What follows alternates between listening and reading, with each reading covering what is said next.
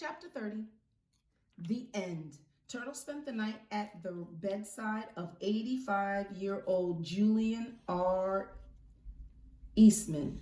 T.R. Wexler had a master's degree in business administration, an advanced degree in corporate law, and had served 2 years as legal counsel to the Westing Paper Products Corporation. She had made $1 million in the stock market, lost it all, then made $5 million more.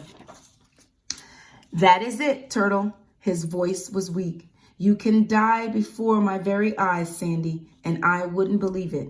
Show some respect. I can still change my will. No, you can't. I'm your lawyer. That's the thanks I get for the expensive education. How's the judge? Judge Ford has just been appointed to the United States Supreme Court. What do you know? Honest Josie Joe on the Supreme Court. She was a smart kid too, but she never once beat me at chess. Tell me about the others, Turtle. How's poor saintly Crow? Crow and Otis are still slopping soup, Turtle fibbed. Crow and Otis Amber had died 2 years ago, within a week of each other. And that funny woman with the painted crutches, that's her name. Oh, what's her name? Sidel Pulaski Schultz? She and her husband moved to Hawaii. Angela keeps in touch. Angela, how's your pretty sister, the bomber? Turtle never knew he knew. Angela is an orthopedic surgeon. Julian R. Eastman was an old man, but suddenly his mind, too, was old. For the first time since the Westing game, he was wearing the dentures with the chipped front tooth. He had turned back to his happiest times. Sandy was dying. He was really dying. Turtle held back her tears. Angela and Denton Deer are married. They have a daughter named Alice. Alice, doesn't Flora Bomback call you Alice? She used to. She calls me TR, as everyone does. How is the dressmaker, Turtle? Tell me about them. Tell me about all of them. Flora Bomback had given up dressmaking when she moved in with Turtle years ago. Baba is well. Everyone is well. Mr. and Mrs. Theodorakis. Remember, they had the coffee shop in Sunset Towers? They retired to Florida. Chris and his wife Shirley teach ornithology at the university. They're both professors. Chris discovered a new subspecies on his last trip to South America.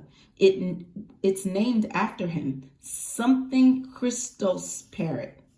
I like that. And the track star? Has he won any more medals? 2 Olympic golds in a row. Doug is a sports announcer on television. And how is Jimmy Who's invention going? I gave him the idea, you know. It looks like a real winner, Sandy. Mr. Who, too, was dead. Sunny Who finally made her trip to China, but returned to carry on the business. And tell me about my niece, Gracie Windcouple. Does she still think she's a decorator? Mom went into the restaurant business. She has a chain of 10. 9 are quite successful. I keep telling her to give up Who's on 9th to cut her losses, but she's stubborn as ever. I guess she hangs on to it because it's in Madison to be near Dad. He's now the state crime commissioner. He's well qualified for the job. And your husband, how's his writing coming along? He remembered. Theo's doing fine. The first novel sold about 6 copies, but it got great reviews. He's just about finished with the second book.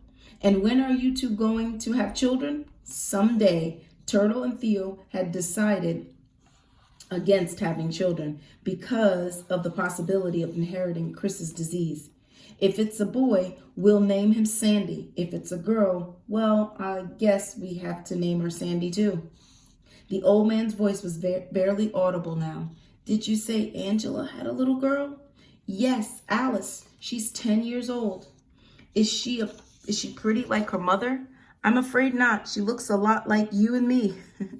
Turtle said, "Yes, Sandy."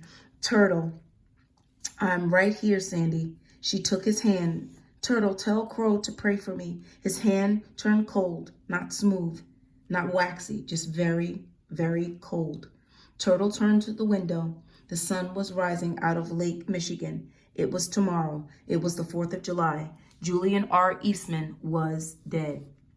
And with him died Wendy Winkoppel, Sam Westing, Barney Northup, Sandy McSuthers.